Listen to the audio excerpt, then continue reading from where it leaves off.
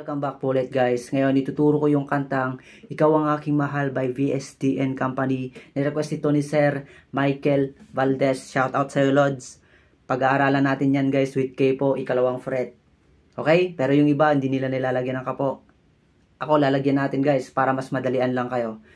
Okay, simulan na natin yung chords ng intro at verse magkatulad guys. G yung una dyan. B minor, A minor at D. Okay, dito sa intro muna tayo guys ha. Bali 2 times nating uulitin ito. Pero may ituturo ako guys bago pumasok sa kanyang G. Dito lang naman sa intro, i-hammer natin yung 3rd string ng 2nd fret. Ganito. Ganito. Okay, isa pa. Ganun lang. Then, mag-G ka na. Kapag strum, 3 down, 1 up. Then, lipat. Okay, ganito yung tempo niya guys.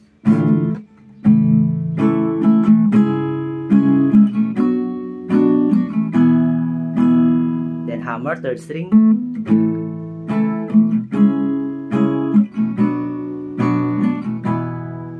Ganun lang kadali guys yung intro nito.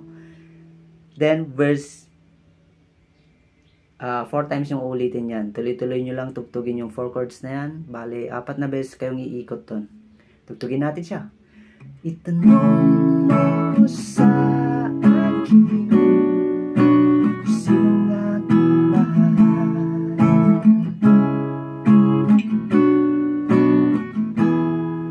Itanong mo sa akin, sagot ko'y di magtatagal.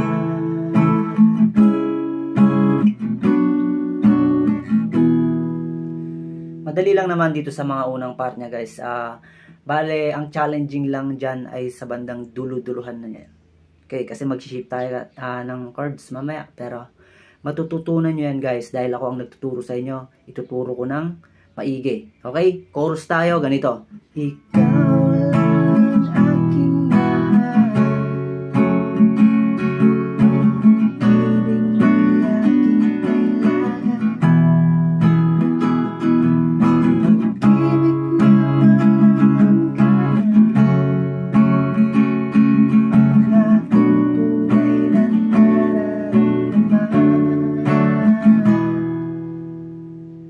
okay? G. Then, daanan natin yung D/F sharp. D over F sharp. Okay, tuturo natin yan guys. Yung ring finger nyo, 2nd string, 3rd fret. Tapos itong middle finger nyo, 3rd string, 2nd fret. Yan, di ba? Tapos itong hintuturo, 6th string, 2nd fret. Base ng F sharp yan. Pwede rin naman ganito ang D over F sharp kung gusto nyo. Sige, mag-position kayo ng D. Alisin nyo yung gitnang daliri. Tapos itong thumb nyo, ito yung pangpipindot nyo sa 6th string ng 2nd fret. Yan, kung abot nyo lang naman. Pero kung hindi kayo sanay dito, ay pwedeng yun yung sanay nyo. Pero mas maganda guys kung sanayin nyo itong gamitin yung thumb nyo na pang pindot. Mas maganda yan. Okay? G, D/F sharp, then E minor.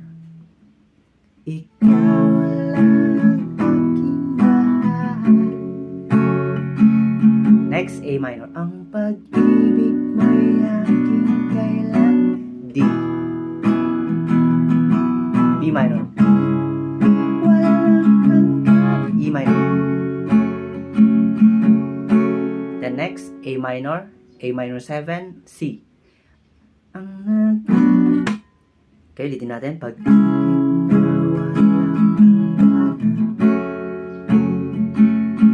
ang aking tunay na, then aalisin nyo na yung ring finger nyo, magiging A minor 7 yan. Nararamda, then C, D. Ganun siya guys. Isa pa para makuha natin yung chorus, tapos tutuloy tayo sa next part. Ikaw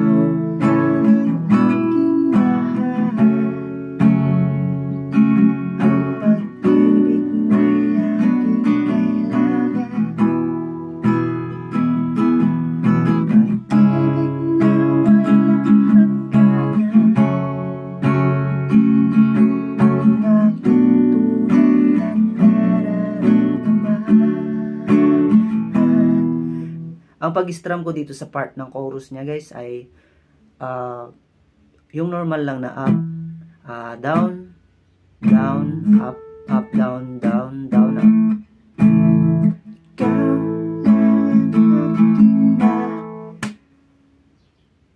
Siningit ko na pala dun yung D slash F sharp guys. Pero pag nagtagal guys sa chords, yun yung gamitin nyo. Down, down, up, down, down, down, up.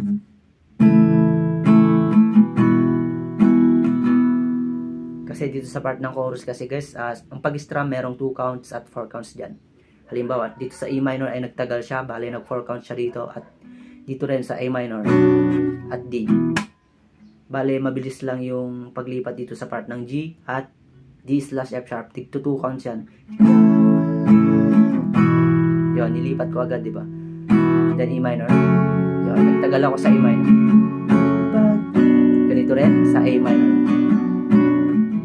Pati sa D.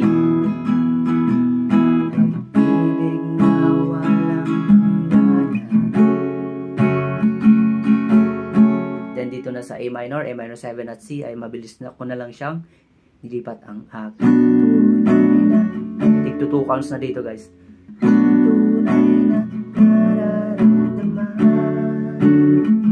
Yun. Then next ay gawin nyo ulit yung intro kanina.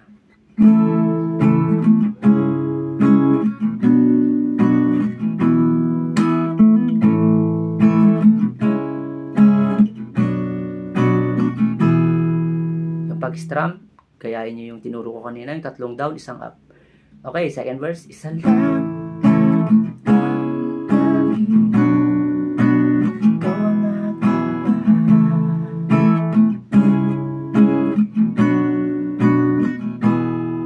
maniwala sana sa akin ay wala.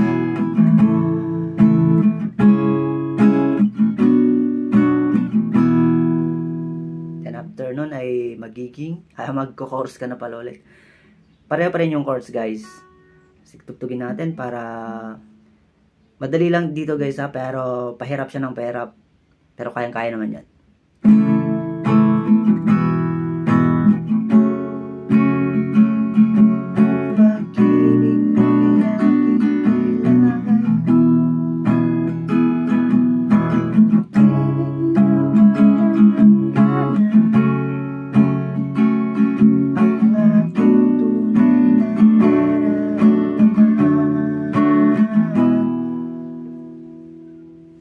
Yan, next, instrumental siya. Ipakita natin yung chords ng instrumental. G.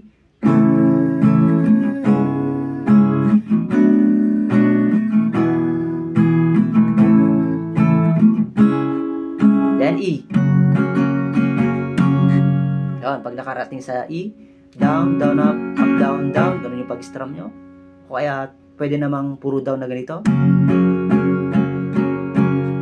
Parang bumelo lang siya patungong bridge yan. Then, bridge tayo guys. Okay, pakita natin yung mga chords niya. Madali na naman tong bridge.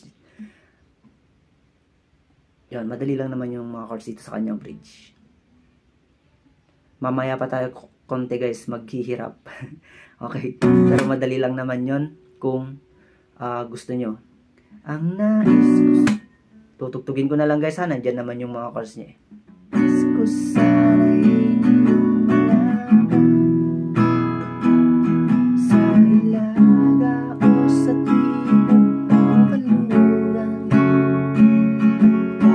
saan pa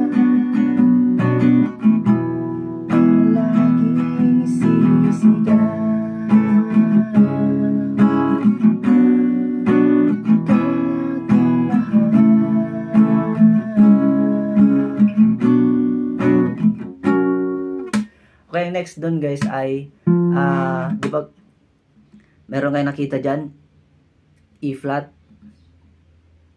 Yan, E flat. Ito na guys, medyo mag-challenging tayo ng konti. E flat. Okay, pwede rin dito.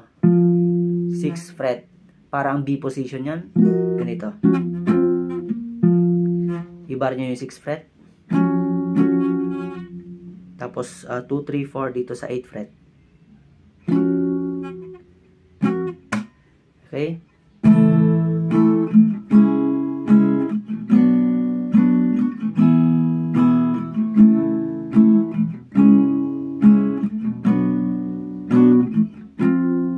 Yon. E flat yan. Then, ang next, instrumental 2 guys. Bali, nag-shift na siya ng half note. Ang mas mataas sa G kanina, diba intro niyan ay G. Siyempre, tumaas siya ng half note ay magiging G sharp. Dito. Then, C minor. B flat minor. E flat.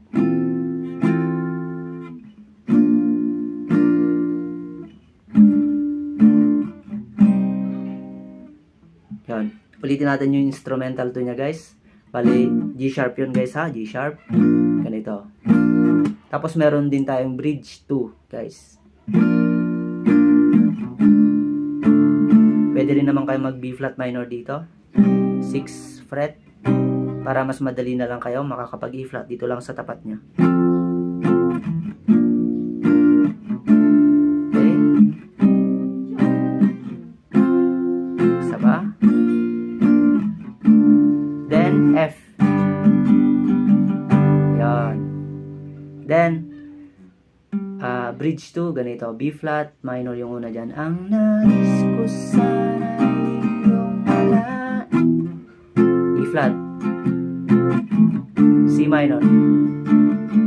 Oh, then F minor. Kanluran.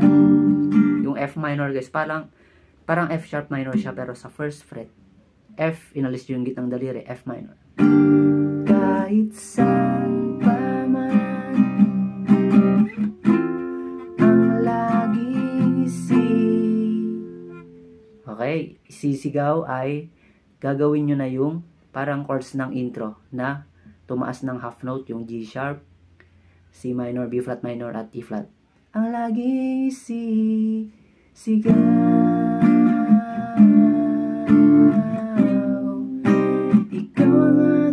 Ulit-ulitin nyo na lang yung mga chords na yan guys, yung 4 na chords. Kasi inuulit-ulit na lang din yung lyrics na ikaw ang aking mahal.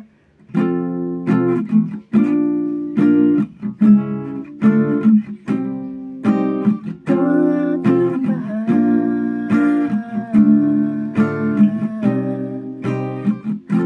Unti-unti na yung mag-fade guys. Mawawala na yung song na yun. Ganun lang kadali yung ikaw ang aking mahal. Kung hindi nyo nakuha dun sa last part, medyo mahirap sa last part niya, di ba? Pwede nyo naman siyang balik-balikan, i-rewind nyo yan. Makukuha nyo rin yan guys, pag nasanay na kayo. Okay? Yun lang guys, maraming salamat at huwag kalimutan mag-subscribe. Bye-bye!